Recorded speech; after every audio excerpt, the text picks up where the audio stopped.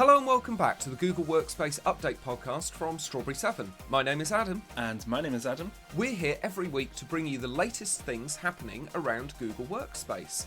This podcast is available in audio format from your regular podcast provider and also in video format on our YouTube channel, youtube.com/Strawberry7. Coming up on the show today, we have 4 updates for you today. It's quite a short show, these are quite short updates, but we've got updates to Google Sheets and Slides, Google Drive, Keep, and Meet. So let's get to it. On with the show. Right, so first up this week, we've got an update for Google Sheets and Slides. So, full mouse support is now available for Google Sheets and Slides on Android. Last year, Google announced full mouse support while using Google Docs on Android devices that mirrors mouse behaviour on the web. This week, they've expanded this to Sheets and Slides, enabling you to resize unselected rows and columns, click, drag, hover, and more with your mouse. Oh, well, that's a pretty sort of nice, straightforward update, isn't it? It's a nice little tweak. I was reading about this and I was quite interested, Adam, to know what the experience was like before, because we don't have Android devices, so I'm not too sure what this experience was like on the mouse before. But I imagine that you kind of just couldn't quite do it in this same way because it was almost treating the mouse as your finger. It was treating it as touch support. I imagine that's how it worked. Yes. Or you would not actually have the option to use your mouse at all. Maybe you could only use your finger or a stylus or something along those lines. I'm not sure if there's the Apple Pencil equivalent for Android devices. As you say, we're not really Android users ourselves, so we're not too sure of. We don't really have a comparison for what it was like before, but it looks like you can use a mouse now, and it seems to be that it would be very, very similar as if you were just sat on, if you're on a computer using a mouse, which I expect many people are familiar with that style of experience already. So it looks like if you're now doing that on your Android device, it should be pretty much the same, which should be very handy, and particularly for something like where you're resizing the columns. Imagine that's probably a little bit, I want to say, finicky if you're trying to do that with your finger, whereas if you could do that with a mouse, that would be a task like that would be a lot easier to do. Yeah, I completely agree with you. Trying to resize these columns on sheets with your finger is a little bit tricky, but yeah, with the mouse it is a lot easier. And it is one of the quite cool things on Android devices, sort of over iOS, that you can just attach a Bluetooth mouse. But then again, you do have the Apple Pencil on iOS devices to sort of counterbalance that a little bit. Just for anybody who's new to listening or not aware, we always put a link in the description of the podcast and the video as well, which links to the document that we read through. And Adam very kindly has included, as he often does, a nice sort of moving graphic of this feature in use. So if you wanted to actually see what this looks like, then just click on the document in the description and you'll be able to see an example here. And Adam's actually included examples for pretty much everything we're going to talk about all the way through here, so they're very nice to check out. Thank you, Adam. When can we see this available? This is rolling out to rapid release right now, and it will be launching to scheduled release, which is planned on April the 12th.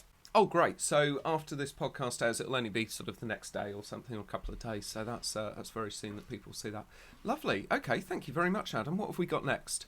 Okay, next up, moving folders from My Drive to Shared Drive. So earlier this year, Google introduced a beta that allows end users to move folders from My Drive into shared drives. Google are very happy to announce that this is now generally available, and it is now available to Google Workspace Essentials, Business Standard, Business Plus, Enterprise Essentials, Enterprise Standard, Enterprise Plus, Education Fundamentals, Education Plus, Education Standard, the Teaching and Learning Upgrade, and non-profits, and legacy G Suite business customers. So there's quite a few people that is this is available to.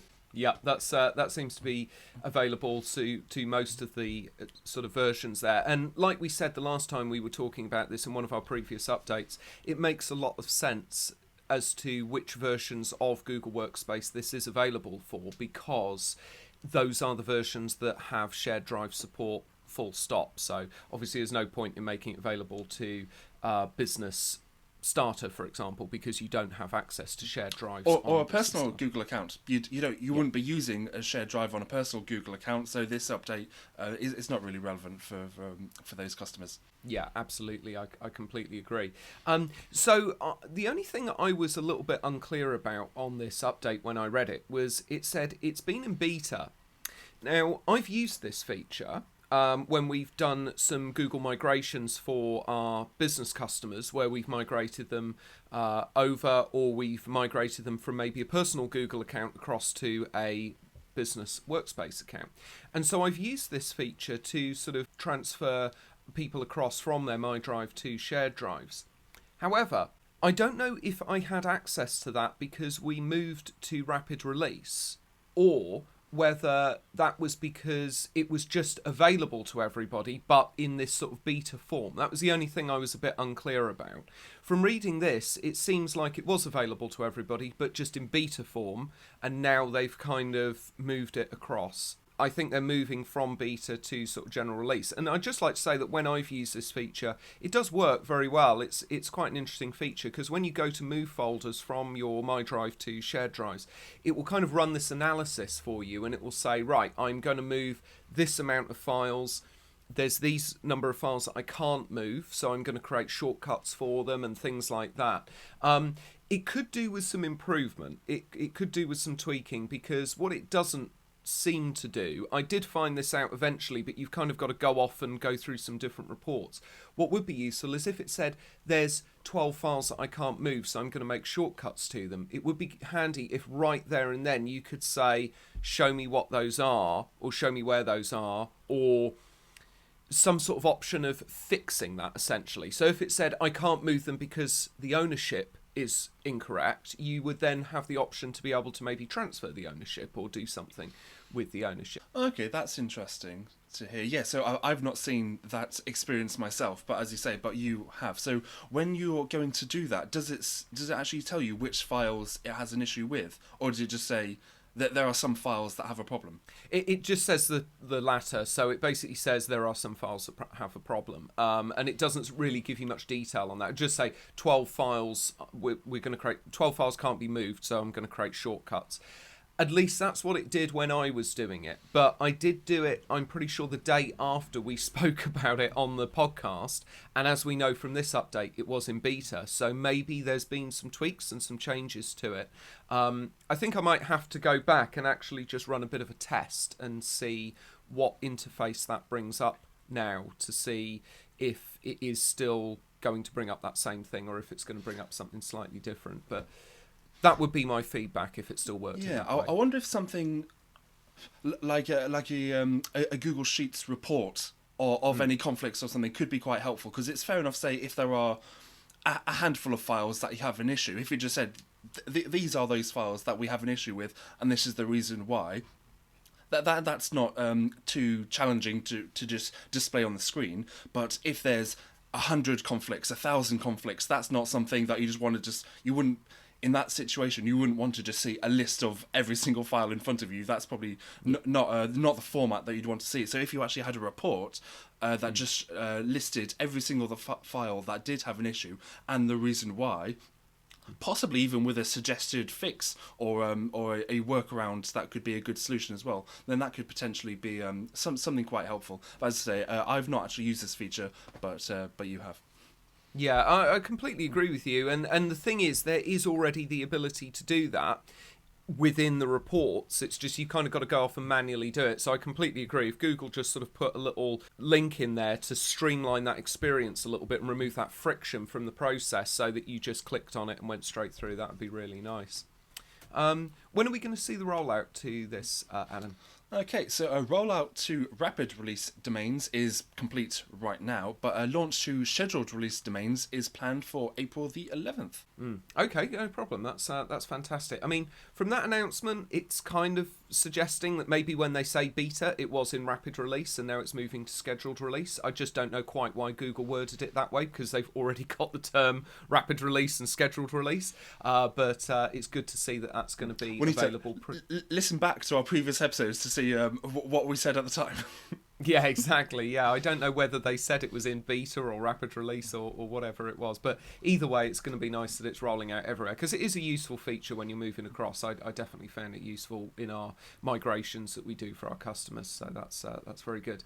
Thank you, Adam. What have we got next? Okay, next up, multi-instance support is now available for Google Keep on large-screen Android devices. So, following the recent update to view Google Keep notes on the home screen of Android devices, which we covered on this podcast not too long ago, Google is introducing the ability to open a second instance of the Keep app on the same device. Having two windows side by side enables better insight into your notes and gives more ways to work with them, such as the display and organize your content across Google Workspace. So again, another update to those apps that are available on those larger screen Android devices. And there's a very nice graphic here showing what it looks like with those two instances of Google Keep open side by side. And yeah, I can imagine that would be pretty useful. I think the example that they've given here is kind of a to-do list and then something related to doing something on that to-do list, I believe is the example that they're giving here. So yeah, I can imagine that would be very useful to have those two things. And it's just, like we said before, I think we're going to see more and more of these apps being tweaked for these larger screen Android devices that it is interesting that it does specifically say that this update is for large screen Android devices. So I'm assuming that it just wouldn't work with the smaller screen Android devices, or equally, what is the cutoff point? Does it mean if it's a mobile phone, then that's classified as a small screen device, but if it's not a phone, it's just a tablet, does that automatically is that categorized as a large screen device regardless of the size of the tablet? Not sure. Yeah. It's a good point, Adam, actually, yeah, and there's not really, unfortunately, much information from Google as to what they categorise as a large screen device, but that is a very useful point. Maybe in the world of Android, Adam and I are a little bit ignorant to the world of Android, unfortunately, because like we said a few times, we don't sort of have Android devices, but maybe within the Android world, are any listeners who are using Android devices, maybe it is a little bit clearer to them as to what large screen devices are. As always, if anybody's got any input on that, please put it in the comments or put it in the review on the podcast for us. We're always looking to hear back from our listeners. Lovely, thank you, Adam. That's very, very useful. I think we've got one more update. Is that correct? Yes, that's right. So, last update from us this week is to do with Google Meet. So you can now use speaker separation for a more dynamic meeting experience on Pixel 7 devices. So if you're using Google Meet with a Pixel 7 or Pixel 7 Pro device, you can opt to use speaker separation for your meetings. When turned on, you'll hear the audio of other participants from different directions based on their position on screen. This makes it easier to distinguish different speakers and hear where they're coming from for a more immersive, dynamic experience. Yeah, I read about this update and I thought it's pretty cool. It's like a lot of things that Google sometimes release. I think to myself, it's not just Google, it's any tech company. I just think to myself, it's a pretty cool update, but really, guys, like, this is what you're working on? I mean, it's sort of no offense to the team that's worked on this, but a Pixel 7 device is not that big. It's basically sort of seems to be a little mobile phone, unless I've gotten it wrong. It does seem to be a mobile phone. I really don't know how much you're going to get out of having speaker separation on a device which is about 4 inches wide, 5 inches wide, or whatever. The full surround sound experience. It will be just like you're sat in the cinema. It's just a bit strange. It's like it's an odd update, this one, in my opinion. If you have a couple of people on the screen, it's a bit weird. It's like you sort of hear something from the right hand speaker, and that's going to make it more obvious that they're on the right hand side of the screen, but it's 5 inches wide. It's like if you had some massive, screen or something like that, and you had a lot of participants, I could imagine it would be quite useful if you had 20 people in the meeting on a very large screen. I could imagine it would possibly be quite useful for it to come out the right-hand side. You're almost instinctively going to look right because the sound is coming from the right-hand side. But on a small device and you're not going to really have a meeting with 20 participants on a little Pixel 7. I wouldn't have thought. I mean, you could theoretically, in terms of the hardware would support it, but it wouldn't be that nice an experience. If you were having a meeting with 20 people, I doubt you're pretty much going to be sitting behind your computer with a decent screen. You're not going to think to yourself, I'm going to have that meeting on my Pixel 7. That would be my opinion. Maybe our listeners would disagree and they do work in that sort of way, and this will be a useful update for them. But I just think, my personal opinion is there is a lot of stuff in Google that would warrant from their attention and having other improvements rather than this that they've been working on. I don't think I think it's an interesting update. I just don't think it's very useful, particularly at the moment. Yeah, I'm also not too sure how immersive I would want a meeting to be, because especially if I wasn't expecting this update, I'm really glad that there is the option to turn this off, and I'm sure some people may have a bit of fun with this, or they may not, but especially if you're not expecting this and you only start hearing audio from one speaker and not the other, your first thought is going to be, oh, that speaker's broken. the one that is not coming out of, because you're not watching a film or something that's supposed to be immersive or that's really enhanced by that. So yeah, mixed feelings about this one. Yeah, I completely agree. And just to follow on from what you said, Adam, they're not AirPods, obviously. I'm not too sure what they call them in Android world, but the sort of earbuds that you get. Again, I don't know what happens if, like we are right now. You know, I very often only have one AirPod in because I just use it to. I just only need one most of the time. So what happens if you only have one earbud in, but you've got the speaker separation on? Is it going to be intelligent enough to go, oh, you've only got your right-hand earbud in, therefore I will turn it off or I will not use it? Because obviously if you only had your right-hand one in and this was on and active, if somebody on the left-hand side was talking, they'd just be silent because you wouldn't be able to hear because you don't have the left earbud in. Yes, I would hope in that situation that this feature would automatically turn itself off, because it's called speaker separation, and if you're only using one headphone or one speaker at a time, there's not more than one speaker to separate. Yeah, exactly. I completely agree, and hopefully But that's relying on some intelligence from the tech. Yeah, that's right. And so anyway, I've sort of made my feelings about this quite clear. I don't, like I say, it's okay. I just would have thought that Google would have other things to work on outside of this, but obviously I don't know what Google's resource allocation is like, so they've decided to work on this.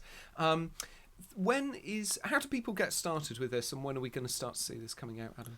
Okay, so for the admins, there's no admin control for this feature, but for their end users, to use this, this feature requires a Pixel 7 device. You can also visit Google's Help Center to learn more about changing your video and audio settings. So the rollout, the rapid and scheduled release for this is starting on April the 3rd. That was about a week ago. So it started on April the 3rd. This is going to be available to all Google Workspace customers, as well as legacy G Suite Basic and Business customers that are using a Pixel 7 device. Yeah, exactly. Yeah, that's right, Adam. Yeah. And just going back to the rollout there, you are quite right. That did start on the 3rd there, but they are saying that it's going to be a gradual rollout, so about 15 days. So maybe that's why it's taken a little while to sort of filter through. Cool. Well, if you are listening and you've got a Pixel 7 device and you're interested in this update, then great, all the more power to you. Personally, I just don't think it's really something that should have been a priority. But I certainly don't have that kind of power at Google. Yet. Yes, exactly. Yeah, that's right. Yeah, I'm still convinced they're listening. At least the AI is listening. Lovely. Well, thank you very much, Adam. And that's it, everybody. That's everything you need to know about all of the updates happening around Google Workspace Workspace this week. Remember that we've got this podcast available in audio format from your regular podcast provider and also in video format on our YouTube channel, youtube.com/strawberry7. Thank you very much for listening this week. We'll be back again next week with more updates. Goodbye. Bye.